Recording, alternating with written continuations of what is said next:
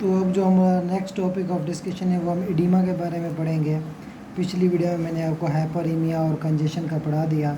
तो अब एडिमा में क्या होता है हमारे पास, अब मैं आपको सारी डिटेल इसकी बताऊंगा। तो आए हम अपने टॉपिक की तरफ बढ़ते हैं। एडिमा में बेसिकली होता यह है कि हमारे पास excessive and abnormal accumulation of fluid in interstitial space, ये चीज़ आपने याद में रखनी है। और इफ्यूजन में क्या होता है, इसमें भी excessive and abnormal accumulation of fluid in body cavities.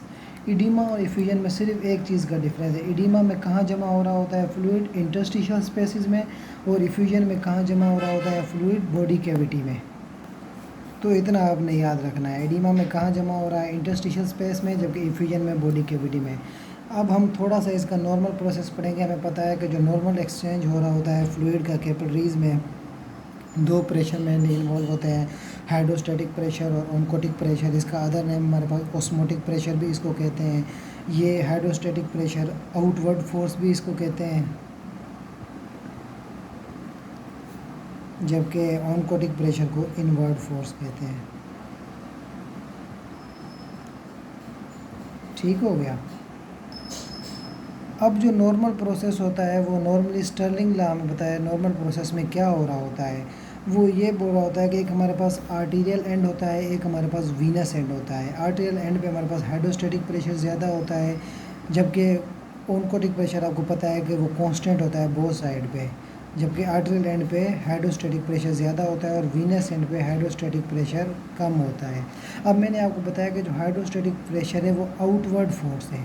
तो क्या हो रहा होता है कि नॉर्मली जो हमारे पास ब्लड इंटर हुआ हमारे पास कैपिलरीज में, जब हमारे पास ब्लड आ गया तो हाइड्रोस्टैटिक प्रेशर हाई है। तो हाइड्रोस्टैटिक प्रेशर क्या करेगा, वो जो फ्लूइड आया उसको बाहर आउटवर्ड कर देगा, बाहर की तरफ निकालेगा, आर्गन्स की तरफ जाएगा। तो इस फ्लूइड में हमें पता है कि ऑक्सीजन होती है, प्रोटीन्स वगैरह होती हैं, आर्गन्स वो हासिल कर लेते हैं।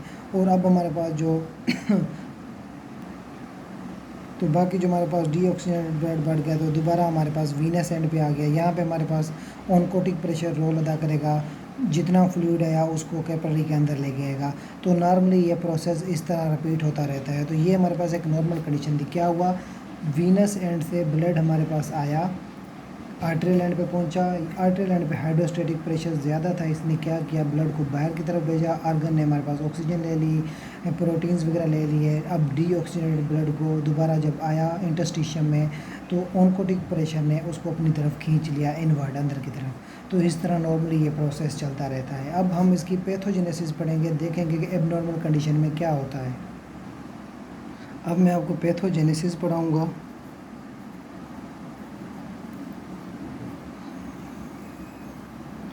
Pathogenesis of edema. अब पैथोजेनेसिस ऑफ एडिमा क्या चेंजेस आएंगे हमारे पास। चेंजेस आपको कंफर्म होना चाहिए कि चेंजेस हमारे पास दो ही चीज़ों में आएगी, या हाइड्रोस्टैटिक प्रेशर में चेंजेस आएगी या ऑनकोटिक प्रेशर में चेंजेस आएगी। इसी की बेसिस पे, क्योंकि ये सारा फंक्शन में इन दोनों में कहीं पे भी चेंजेस आए तो सारा फंक्शन एबनॉर्मल हो जाएगा और इंटरस्टिशियल स्पेसेस में फ्लूइड जमा होना शुरू हो जाएगा। तो हम सबसे पहले इसमें कौन सी 5 चीज़ें डिस्कस करेंगे, मैं आपको बता देता हूँ।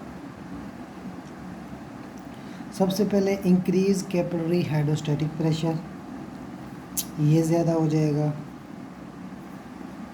शॉर्ट फॉर्म में लिखता जा रहा हूँ ताकि वीडियो छोटी बने। Decrease plasma osmotic pressure,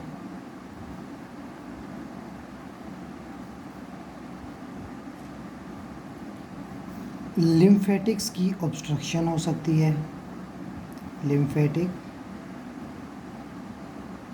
obstruction, sodium and water retention, ये भी हम पढ़ेंगे। या फिर हमारे पास increase capillary permeability, increase capillary permeability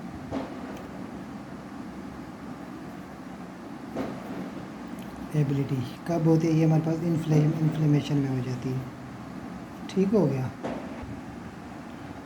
अब पहला जो हमने पढ़ा, पहले पॉइंट में हमारे पास इंक्रीज हाइड्रोस्टैटिक प्रेशर में जो रॉबिन में लिखा हुआ है, रॉबिन यही बता रही है इंक्रीज हाइड्रोस्टैटिक प्रेशर में क्या होता है, वो ये बोल रही है कि अगर हमारे पास इडीमा ऑफ कार्डियक डिजीज़ हो जाए, इडीमा ऑफ कार्डियक डिजीज़ कब, अगर हमारे पास इफ़ राइट हार्ट फेलियर हो,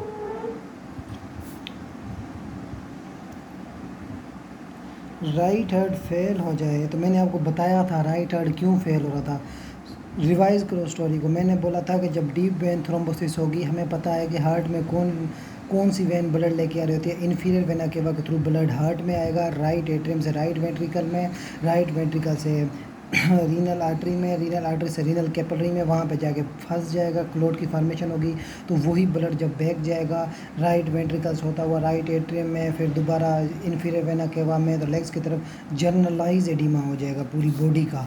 तो ये कंसेप्ट आपने लाजमी याद रखना है। हमारे पास right heart failure then generalise edema occur.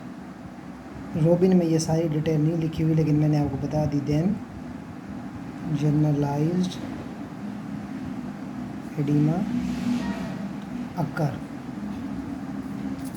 अगर वो बोल रहा तो जाहिर सी बात है अब लीवर फेलियर भी होगी। अगर हमारे पास if liver is failure kidney also fail, liver fail हुआ,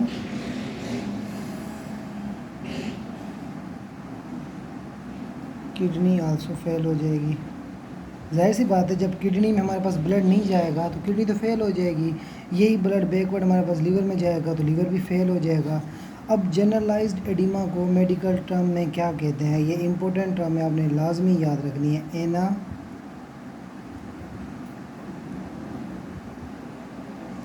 एना सार्का कहते हैं या एना कासरा कहते हैं, एना सार्का कहते हैं मेरा ख्याल है, एना सार्का जनरलाइज्ड एडिमा की टर्म को रेफ़र करता है।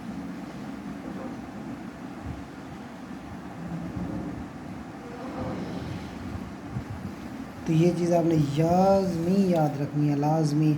अब मैं आपको आगे चल के बताऊंगा कि इंक्रीज़ हाइड्रोस्टैटिक प्रेशर क्यों होता है, इसमें क्या चेंजेस आती हैं, वो आगे चल के हम पढ़ते हैं।